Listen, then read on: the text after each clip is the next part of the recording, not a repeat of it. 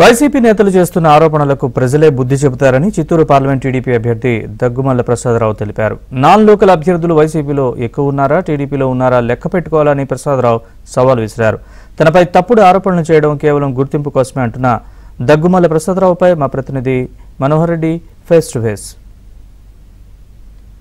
Chittoor parliament నుంచి NDA అభ్యర్థిగా టీడీపీకి సంబంధించినటువంటి దగ్గుమల్ల ప్రసాదరావు గారు ఈవేళ పోటీ చేస్తున్నారు టీడీపీ నుంచి. సార్ చెప్పండి, ఈరోజు మీరు నాన్ లోకల్ అనేటువంటి ఒక ప్రచారం జరుగుతున్నప్పటికీ కూడా మీరు లోకల్ కన్నా కూడా విపరీతంగా ప్రతి నియోజకవర్గంలో కూడా చుట్టేస్తూ ఎన్నికల ప్రచారం నిర్వహిస్తారు. మరి అదే నేపథ్యంలో ఈవేళ పవన్ కళ్యాణ్ కూడా కలిశారు. ఆయన కూడా మీకు గట్టిగా హామీ ఇచ్చినట్టు తెలుస్తుంది. ఏంటి మొత్తానికి నాన్ లోకల్ అనేది ఎంపీ అభ్యర్థికి ఉండదండి.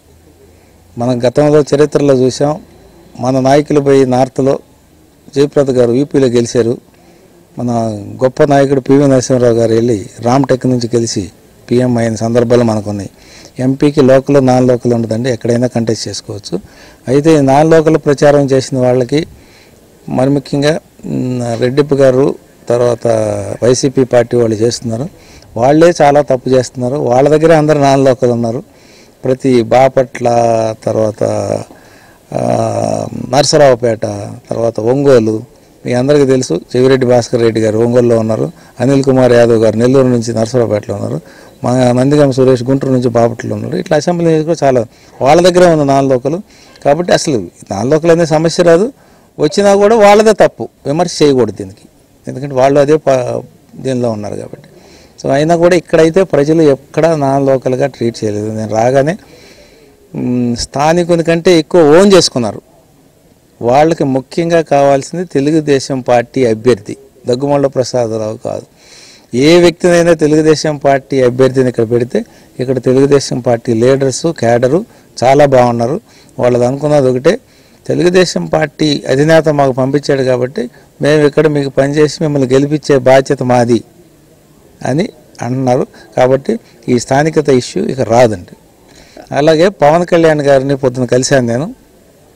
ఆయన వేరే ఇంపార్టెంట్ మీటింగ్కి వచ్చినప్పుడు నాకున్న పరిచయంతో నేను కలిసి ఇక్కడ 7 నియోజకవర్గంలో పవన్ కళ్యాణ్ గారి జనసేన పార్టీ ప్రభావం ఎక్కువ ఉంది. ఈ సందర్భంగా ఆయన్ని నేనే రిక్వెస్ట్ చేశాను, సార్ మీ ప్రభావం ఎక్కువ ఉంది కాబట్టి మీరు ఒకసారి ప్రచారానికి వస్తే బాగుంటుంది, మాకు మైలేజ్ వస్తుంది అని అడిగాను. ముందు వస్తామని చెప్పారు. అలాగే ఇప్పుడు అంతదాకా కొంచెం మీకు సపోర్ట్గా నేను ఒక వీడియో చేస్తానని చెప్పి చిన్న వీడియో చేశారు. ఆ వీడియో మీరు అందరూ సోషల్ మీడియాలో చూస్తారు. నాకు సపోర్ట్గా ఈయనకి ఓటేస్తే చిత్తూరు పార్లమెంటరీ నియోజకవర్గానికి జరిగే ప్రయోజనం, తర్వాత పార్లమెంట్లో ఉండే సమర్థత, అలాగే దేశానికి జరిగే ప్రయోజనం గురించి మాట్లాడాడు. మీరందరూ దయచేసి అది చూసి వీలైతే అది మీ దానిలో కూడా టెలికాస్ట్ చేస్తే బాగుంటుంది. కుప్పం నుంచి పూతలపట్టు దాకా నగరి, చంద్రగిరి, చిత్తూరు అసెంబ్లీ సెగ్మెంటు, తర్వాత జీడీ నెల్లూరు, అన్ని 7 నియోజకవర్గాల్లో చాలా బాగా స్పందన ఉంది, చాలా సపోర్ట్ ఉంది.